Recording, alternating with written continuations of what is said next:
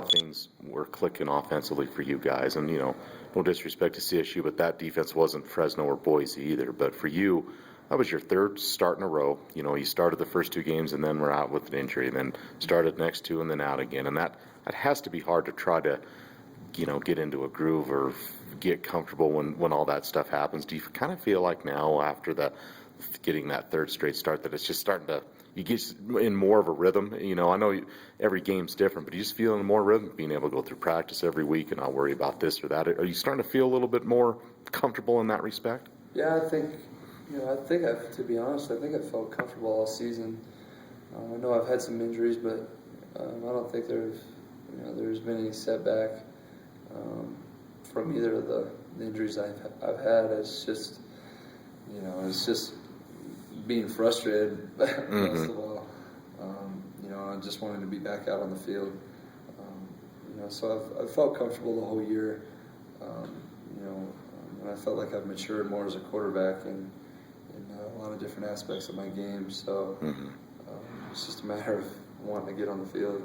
Has that maturity or that progress from year 1 to year 2 been hampered because of the injuries, or even with those, have you learned something else, or even matured or progressed in ways maybe you didn't even realize you would because you've had to deal with those things? I think the injuries are actually a big part of it, a big part of my progression as a quarterback, just because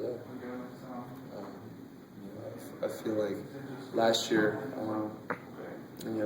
towards the end of the year, I think the injuries kind of started to get in my head a little bit. I wasn't really handling them very well. I was pretty banged up. I was, less than 185 pounds. I had that thumb issue, which hurt pretty bad. But I think I needed to, kind of find out within myself to kind of, just nut up a little bit and just realize that that's a part of being, a quarterback at a Division I school. Mm-hmm. And I think this year I've realized that, not let it hinder my preparation or focus for any games.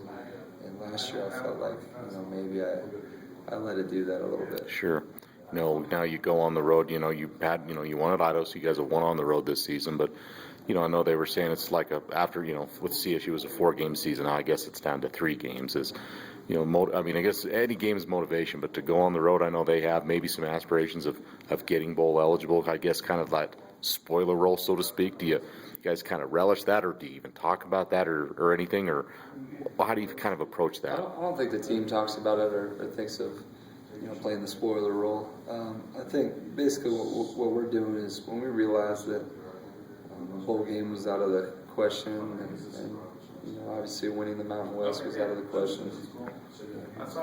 We kind of looked at ourselves and asked, what do we have to play for now? And instantly everybody just thought, these seniors, everything that they put in the program and everything they've done for us. What better way to give back than to give absolutely everything we have, and finish the year out strong, and give them some wins. Just real quick, what's an early scouting report into Mexico's defense from what you've seen?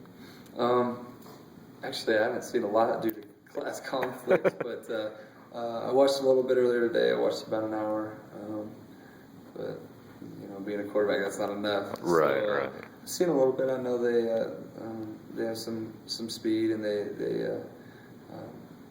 play with 4-down linemen, and jump into some different coverages. They'll bring pressure.